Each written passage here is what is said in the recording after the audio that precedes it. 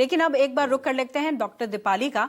Doctor Deepali, आपसे हम ये समझना चाहेंगे कि ये तो बीमारियां हैं ही, साथ ही साथ हम देखते हैं इस दौरान स्किन में काफी समस्याएं होती हैं और बीते वक्त में हम देख रहे हैं कि स्किन के कैंसर की भी जो है आंकड़े वो बढ़े हैं। लेकिन अगर मैं इस ट्रांजिशन वेदर की बात करूं तो किस तरीके की समस्या स्किन में हो सकती है और उसका बचाव किस तरीके से करना चाहिए?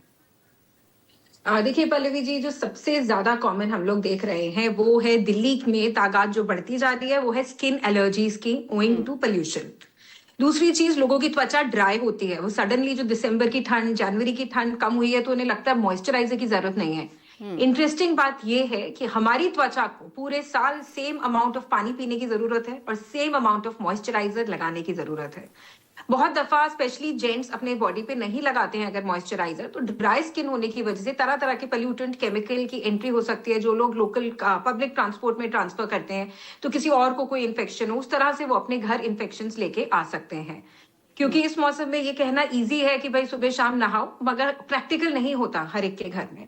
तो थोड़ी ठंड है भी, लोग थके हुए होते हैं।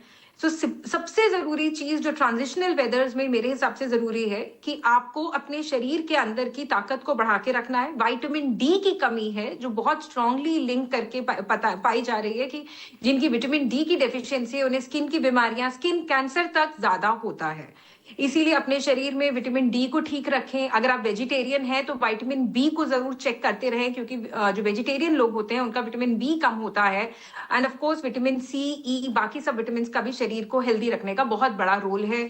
अपनी डाइट को बेटर रखें, ट्रांजिशन वेदर में बहुत जरूरी रहेगा, वरना तरह तरह के psoriasis, eczema, dry skin, allergies, hair fall, ये सब ज्यादा देखा। महत्वपूर्ण बातें कही डॉक्टर आपने, और इसीलिए मैं चाहूंगी कि इसको और थोड़ा विस्तार से समझाएं कि जब हम एलर्जीज की बात करते हैं, स्किन एलर्जी, उसमें किस किस तरीके की समस्या या किस तरीके से समझा जाए कि ये बिकॉज ऑफ ट्रांजिशनल वेदर है, इस वजह से हो रहा है और इसे हमें खास ख्याल रखने की जरूरत है, क्योंकि कई बार ये एलर्जीज जानलेवा भी हो जाती है। जी बिल्कुल, आपने बहुत ठीक कहा। एंड डॉक्टर अतुल जी, आपने भी देखा होगा शायद हॉस्पिटल में एंड सीनियर सिटीजन्स में और बच्चों में मैं बहुत कॉमनली अर्टिकेरिया बढ़ते हुए देख रही हूँ।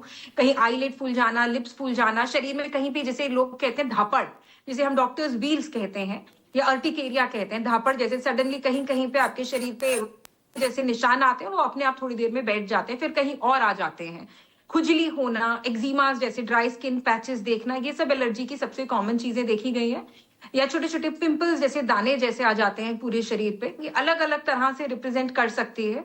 मगर ये because of the chemicals, because of pollution, कुछ लोग नहीं हाइजीन मेंटेन करते या कपड़े ढंग से नहीं धुले या पब्लिक ट्रांसपोर्ट में किसी और से कोई इन्फेक्शन अपने शरीर पे लेके आते हैं। मगर आपका शरीर में ताकत है तो वो छोटी सी एलर्जी बन के सीमित हो जाता है, इन्फेक्शन नहीं बनता। तो एलर्जी के बहुत सारे कारण हो सकते हैं, मगर बॉटम लाइन जो आपके चैनल के द्वारा मैं सबको व्यूअर्स को कहना चाहूंगी कि अपने शरीर के अंदर, जैसे गाड़ी चलाने के लिए पेट्रोल जरूर है, शरीर के अंदर विटामिन बहुत जरूरी है। तो अपने शरीर के विटामिन, जैसे हमने पहले बताया, उनको प्लीज चेक कराइए, कोई कमी हो तो उसका सप्लीमेंट लीजिए। ठीक बात है। और ऐसे में डॉक्टर अतुल, आपसे ये समझना चाहूंगी कि बहुत सारे ऐसे भी सवाल हैं जो कई बार मिथ भी होते हैं और कई बार सही भी होते हैं। क्या ये जो ट्रांजिशनल वेदर है, इसमें कार्डियक अरेस्ट या हार्ट अटैक या ब्रेन हैमरेज, इस तरीके की समस्याएं ज्यादा होती हैं?